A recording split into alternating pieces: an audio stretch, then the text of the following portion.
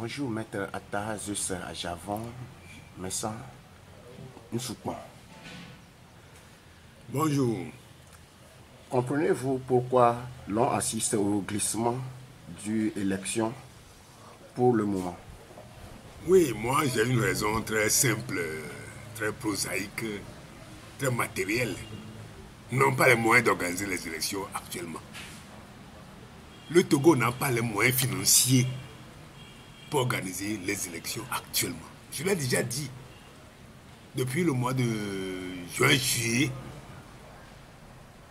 le Togo n'arrive plus à faire à respecter ses engagements financiers au Trésor. Ah oui. C'est pour cela que il n'y a plus de moyens financiers pour organiser les élections. Mais les élections législatives et régionales, ça fait des milliards de francs CFA. Est-ce que le Togo a ces milliards pour organiser ces élections maintenant? Non. Nous sommes au mois de novembre-décembre. En principe, au mois de décembre, novembre même déjà, tous les engagements sont arrêtés. Mois de décembre, novembre-décembre. En principe, on arrête au Trésor tout ce qu'il y a comme engagement et on reporte ça sur le budget de l'année suivante. Or, les arrêts, c'est pas en novembre-décembre, c'était déjà au mois de juin-juillet.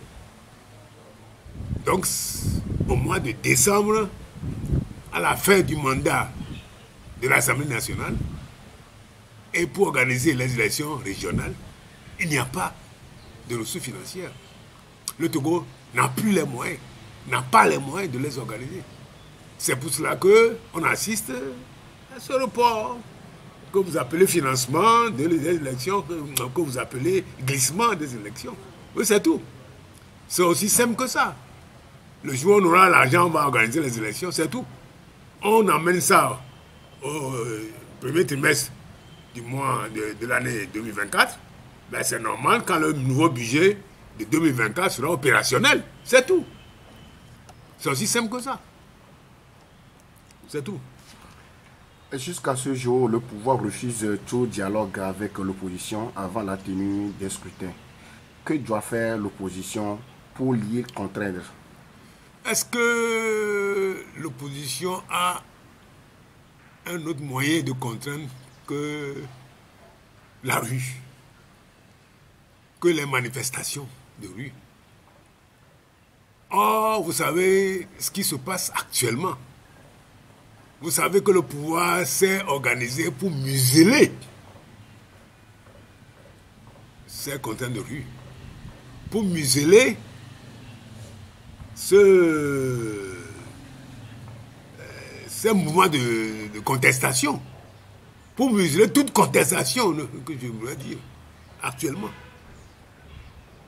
Et quel autre moyen l'opposition a? Il n'y a que ce moyen. Bon, maintenant, pour contraindre à faire un dialogue, le dialogue, ça se fait à deux. Le pouvoir ne veut pas. L'opposition, le seul moyen de contraindre, c'est d'aller dans la rue, des manifestations. On ne peut pas le faire, donc l'opposition n'a pas de moyens de contrainte. Il n'y en a pas. Alors moi, je dis, le seul moyen dont dispose l'opposition, ce n'est pas pour la contrainte, l'opposition subit. Actuellement, l'opposition subit ce que fait le pouvoir. Le pouvoir ne peut unir. L'opposition subit. Donc la seule solution, c'est que l'opposition s'organise pour que ces élections qui vont arriver soient des élections acceptables pour tous. Transparentes, acceptables. Oui. Comment l'opposition doit faire? Elle doit faire un travail sur le terrain. Utiliser ce délai qui lui est imposé par le pouvoir pour faire un travail sur le terrain. Pas pour rester les bras croisés et pas pour faire des discours. Non. Il faut aller sur le terrain. S'organiser sur le terrain.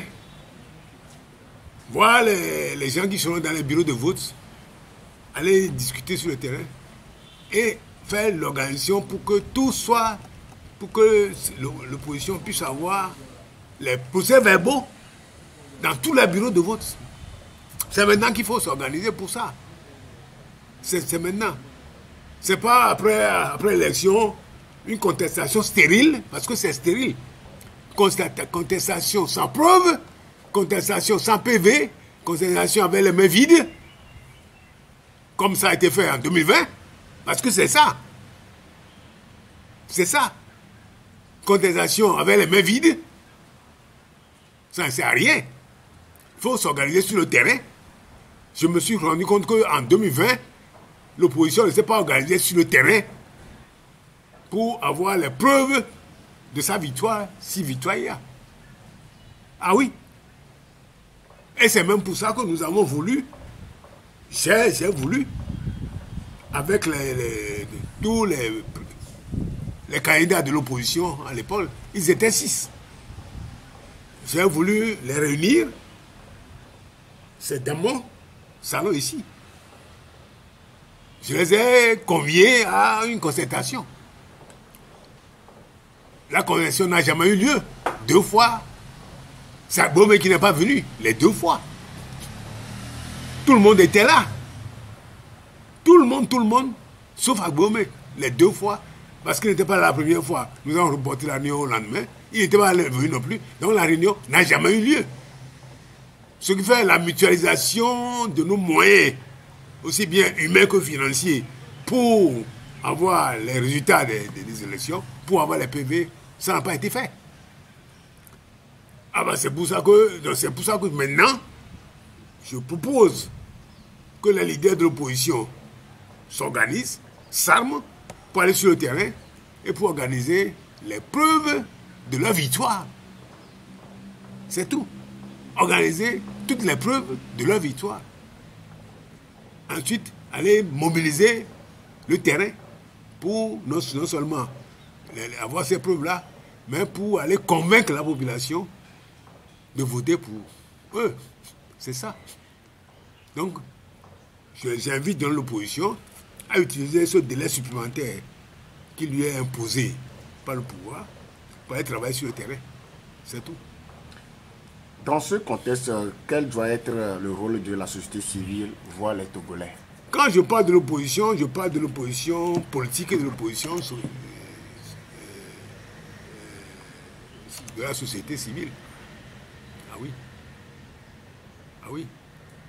C'est tous ceux qui aspirent à un développement de notre Togo, à l'évolution de notre Togo, qu'il soit politique, qu'il soit de la société civile, que tout le monde se mobilise pour qu'enfin, pour une fois, les élections qui s'annoncent soient des élections crédibles. Parce que je le dis, je le répète, les élections n'ont jamais été crédibles. J'ai été vice-président de la CENI.